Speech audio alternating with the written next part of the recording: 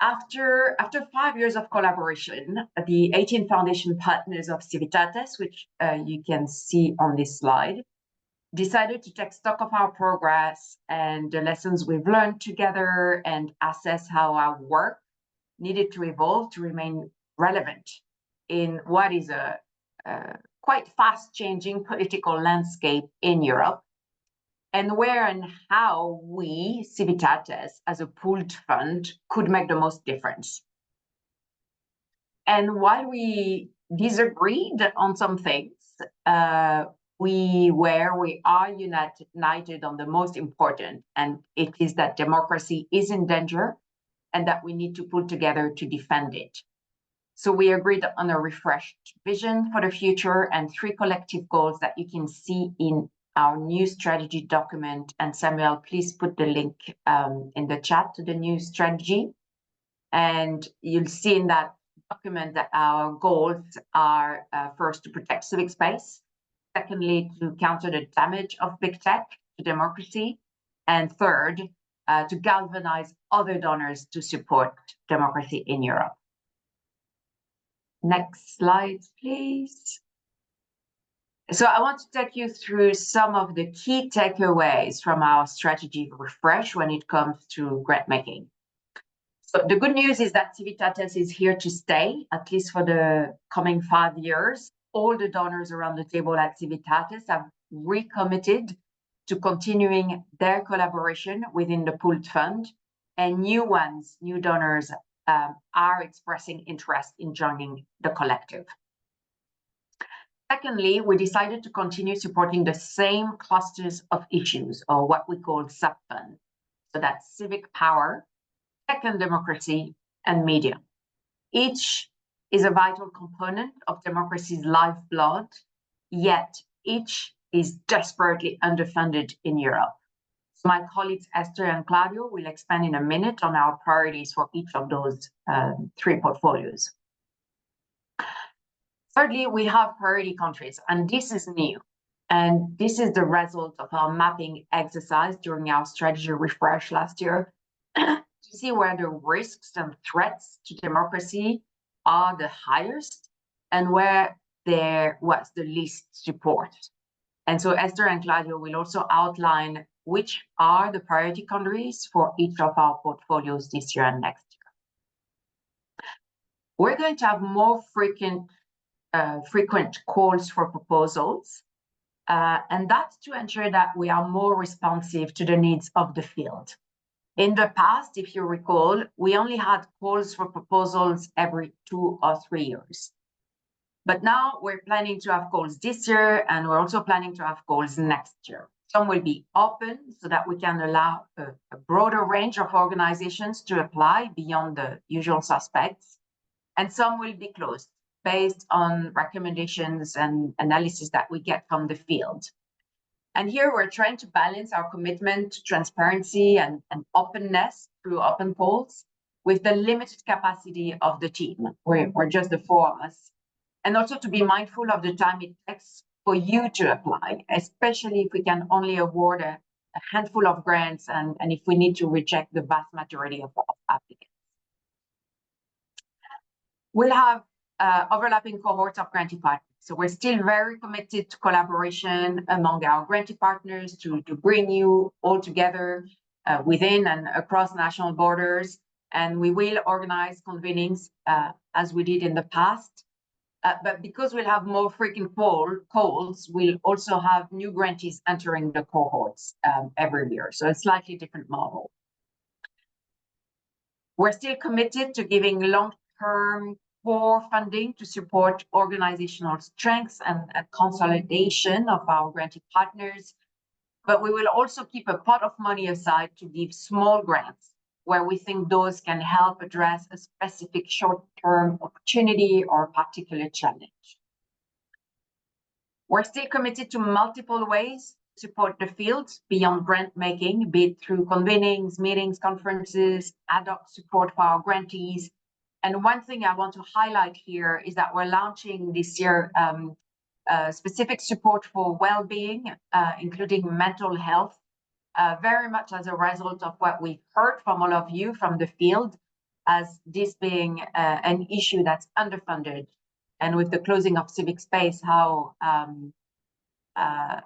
many of you are on the receiving end, and how hard that is from a psychosocial security perspective. And then last but not least, as Sam has alluded to, we have an ambition to grow our grant-making budget. We want more new money from foundations and other donors to support pro-democracy initiatives in Europe. One of our 3 goals in our new strategy is to act as a catalyst for new funding, so we can hopefully at least double our grant-making budget in the coming years. For now, we have decided that we would not act as a regranter of public funds. We'd rather these funds go directly to you, to organizations in the field. So what we're doing is that we're mapping and engaging with foundations that aren't yet part of the democracy field to see if they'd be interested and able to join Civitates or to align their respective funding to democracy objectives. So next slide, please. Our 3 sub-funds, as I said, remain Civic Power, Tech and Democracy and Media. And I'll hand over to Esther now to speak about our Civic Power portfolio objectives and priorities. Thank you. Thank you, Elisa. With the Civic Power portfolio strategy, I would here more focus on the new elements in the strategy. I mean, everyone had the opportunity to read the strategy, so I would just like to highlight those elements which are the most important ideas behind the strategy. First of all, I would underline awareness raising, where the threats towards civic space are just starting to emerge. So far, Civitates has been focusing on countries and regions where a civic space was closed or almost closed. But with this new strategy, we would like to embrace a more preventive approach instead of focusing on threats. Generally, the whole strategy builds around opportunities, and kind of represents a shift from protection towards prevention and expansion of civic space. And it comes with more geographic diversity, and I will talk about that a little bit later. Here, I would also underline the capability for a civil society to anticipate opportunities and invest in skills to address these opportunities. And with this goal, we would like to address a particular need for kind of developing an anticipatory capacity of civil society, by which I mean the capability of organizations to look ahead towards potential emerging scenarios and develop and implement lines of work that address them, rather than being more reactive to threats and challenges. I would also underline here the importance of recognizing social and political momentums that provides opportunities for civil society to set their agenda and mobilize public support and political support for civic space. And I would also underline resilience and sustainability of civil society actors. So it is key in the strategy to strengthen civil society organizations so that they are more resilient and also able to adapt, create new alliances, invest in new ways of working and reaching new audiences. And we recognize security and well-being as an integral part of building resilience. And if we go to the next slide, yes, then I can tell you a little bit about our thinking behind the country selection. We will keep the cohort approach that Civitates embraced from the beginning. But in order to create the cohorts, we are looking into countries where warning signs that civic space is threatened just started to emerge, and also countries where it is already seriously at risk. And we would like to create diverse cohorts consist of countries in a different level, and to see that to what extent civil society strategies can be adapted to new countries, and to what extent countries like France or Austria, which are new priority countries for us, and civil society organization based in these countries can learn from their Hungarian or Polish or Romanian counterparts. So as I already referred to it, it will create a range of regions where we work. Originally, Civitates were preoccupied with Central and Eastern Europe, but we have to recognize that closing civic space is not a Central and Eastern European phenomenon anymore. And Western European countries, Southern European countries, and even Northern European countries are vulnerable to this kind of threats. And as it was already mentioned, we're looking into or trying to focus in funding deserts where funding for civic space is limited. So we have a set priority countries for the 2025 cohort. And that's Slovakia, Romania, Poland, Hungary, Bulgaria, Austria, and France. And for 2026, here I provide a longer list of countries.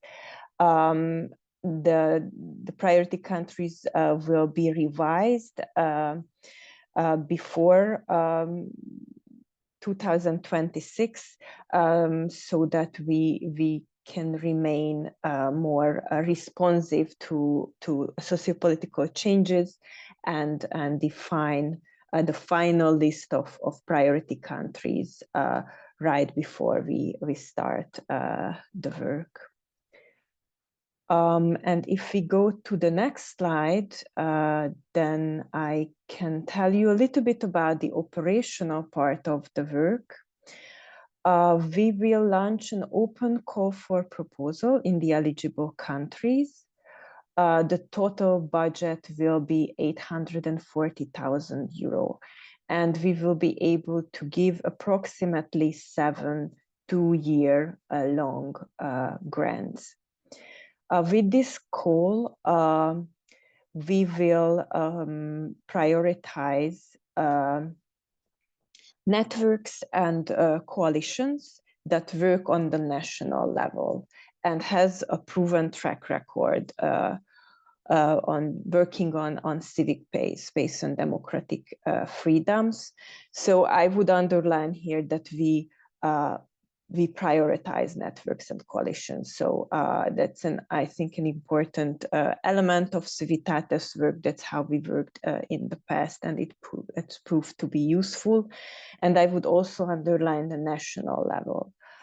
So we primarily invite networks and coalitions that works on the national level, not cross-regional or cross-country or pan-European level. So just to be clear on that, that's not our focus, and also national level is not a focus here. This will be a very competitive process. If you look at the number of eligible countries and the number of grants that we will be able to distribute. The call will be out around mid-June. I cannot tell at the moment the exact date, but please stay tuned. We are planning a webinar for applicants on the 17th of June. The details will be in the call for proposals. And we're looking at end of August as deadline for submission. So that would be a timeline. And I would also mention that we will give project grants to organizations registered in Austria. As I mentioned, Austria is a new priority country for Civitates. So we're looking to this is kind of a mapping exercise to identify potential partners in Austria as well. So this is the strategy and the operational part in a nutshell. And I pass it over to Claudio to talk a little bit about the Tech and Democracy Subfund. Thank you, Esther. So just to give you a brief overview of the strategy of Tech and Democracy, I would say that among the three subfunds is the one that has evolved the most and probably will evolve the most, considering how tech regulation in terms of landscape and civil society is changing and continues changing.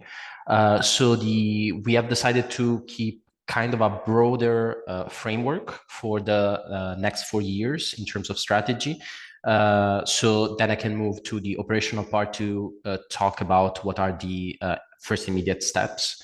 So in terms of framework, when we talk about working on tech, what we will try to do is to support initiatives and organizations that want to work on the enforcement of tech regulation, especially when this has an impact on democracy and in a view of strengthening and defending democracy. When we talk about democracy, of course, it is a very broad concept. We have defined three main focus areas, which you can see in the slide. The first two, I would say, are the core areas for Civitates, while the third one is more about cross-cutting. So the first area is public discourse. So with a focus on how technology and its use or misused has an impact on access to information, how information is consumed and spread online. Elections, which I consider as a subset of the overall question on public discourse, because it is a moment where democracies and public discourse are particularly under stress. And then there is, as I said, this broader area of work, which we called everyday democracy, where we want to focus more on the structural issues in the relationship between technology and democracy. So in that sense, we will pick some aspects and some initiatives where we think we can contribute more. Can we go to the next slide? So in terms of objectives, we have defined three main objectives. One, I would say, is the more traditional work that civil society does of addressing and exposing what are the arms of technology to democracy in light of and with the goal of holding big tech to account. The second one is a more proactive agenda, which focus more on defining what are the solutions, the alternatives, and the positive narratives. So to reinvent the digital public sphere, if you want to call it this way, but in general, to have a different view of how technology can actually strengthen democracy. And the third one is to focus more on enforcement at national level, with the recognition that the national level will be more and more important as all the regulation move to enforcement phase. Next slide. So talking about the operational part, as I said, we want to move towards a more cross-regulatory approach. So not make strong distinction between regulation. This for a different reason, because they influence each other, because civil society is working on different regulations together. But for this year, we consider it a kind of a transition year. We will have more of a focus on supporting the enforcement of the Digital Services Act at European level and at national level.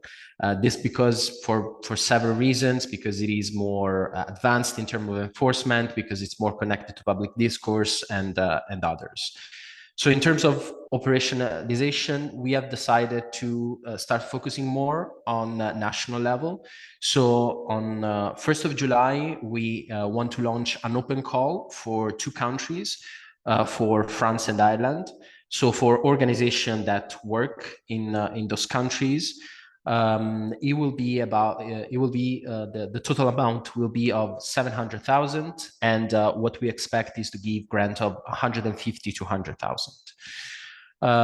We will still keep a part that is more focused on the EU level. We are still defining the criteria for this call, which will be closed.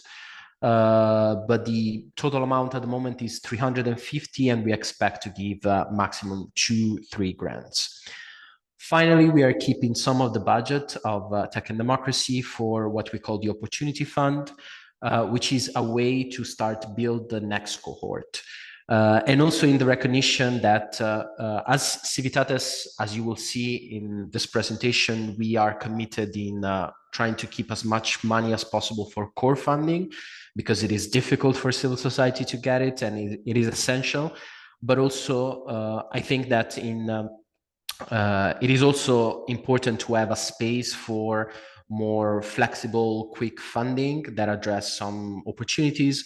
But also when we talk about working at national level on tech, there is a need for a broader civil society to get together and work together.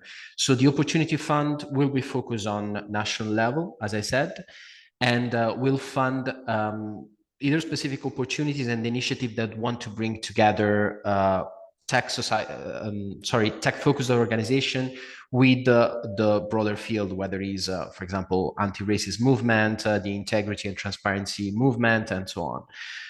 So it will cover things like organizing gatherings or drafting specific research and so on. It will be open for countries it will be open basically for all EU countries, because it's going to be like a way to test where to focus more. But it will firstly be used for the 2 priority countries, Ireland and France. And then we have identified some countries where we want to probably focus in the next years.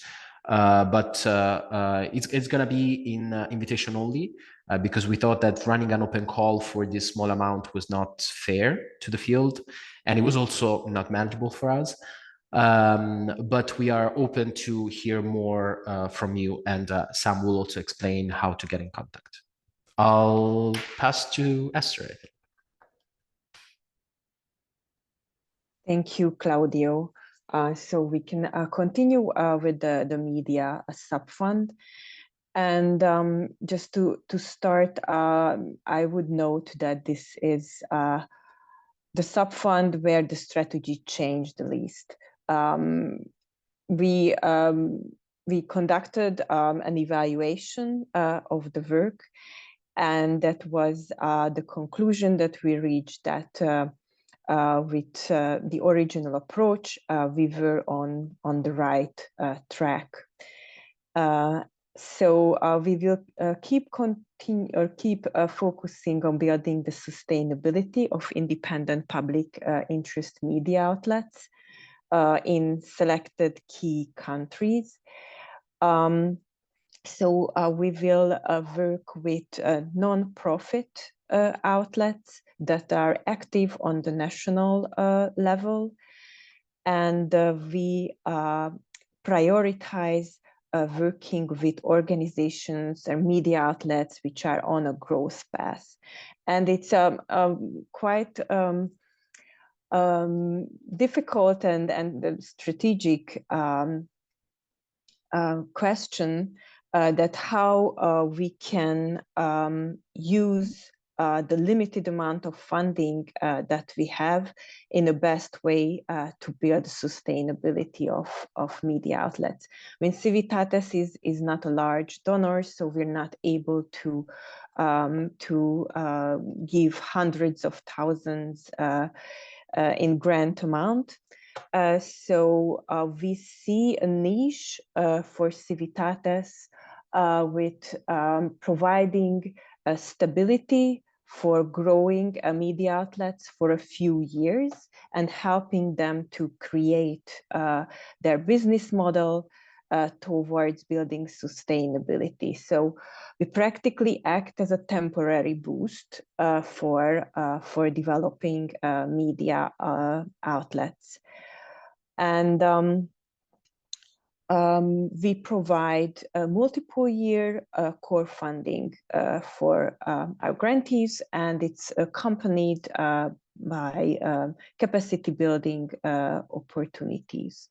We also focus on the security and the resilience of journalists and media outlets, prioritizing psychosocial security and well-being.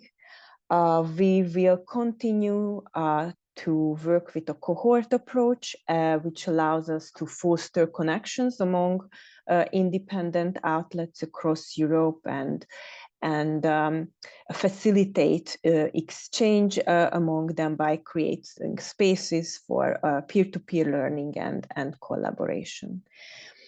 And Civitates as a pooled fund is also in a good position to strengthen the ecosystem of public and private donors committed to supporting independent media. So this is an additional objective that addresses the funding ecosystem. In terms of country selection and priority countries, we will focus on countries where media capture, threats to media freedom and pluralism is prevalent. And it's also coupled with democratic deterioration, recognizing that how democratic decline and threats to media freedom are kind of the symptoms of the same problem, and how these phenomena are inherently intertwined. And we're also looking into the funding landscape and adding this as an additional criterion to look into countries where opportunities for funding is limited. And so the cohort for 2025 include Romania, Hungary, Slovenia, Greece, Portugal, Spain, Italy, and Poland. And I also provided here a preliminary country list for 2026, but it will be revised. It's the same logic so that we can be responsive to changes in specific countries. And next slide, please. Yes, in terms of operational questions, for 2025, we are preoccupied with reestablishing a cohort. We had to make some exits, but most of our current grantees will be renewed. And we have opportunity to fund maximum 2 new grantees. And the priority country where we are looking at is Greece. However, for the 2026 cohort, we will have an open call for proposals, and the open call will be launched in early 2025. And we will be able to fund at least 7-8 new grantees that will start the work in January 2026. So these are the plans and the most important information concerning the media subfund.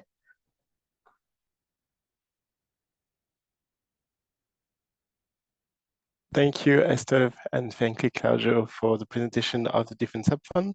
In terms of next step for Civitates, so as we told you, for the next 2 years, we're going to have 6.1 million euro into the grant making budget.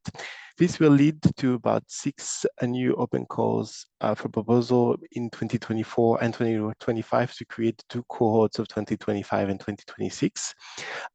In terms of calls, so the Civic Power call, as Esther mentioned, will be coming out mid-June, mid this month. The Tech and Democracy would be coming out in July 2024, and the media call was a close call, which is already ongoing, and will be announcing the result at the end of this year.